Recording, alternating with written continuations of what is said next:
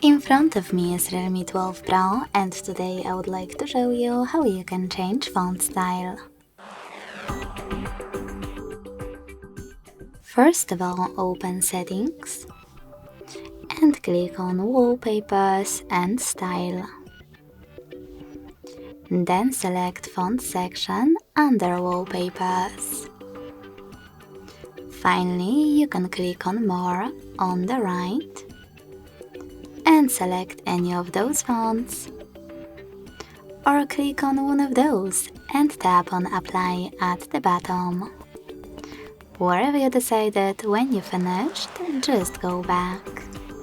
As you can see, after that, the style of my font has changed. Thanks so much for watching. If you enjoyed this video, smash that like button, comment and subscribe. Bye!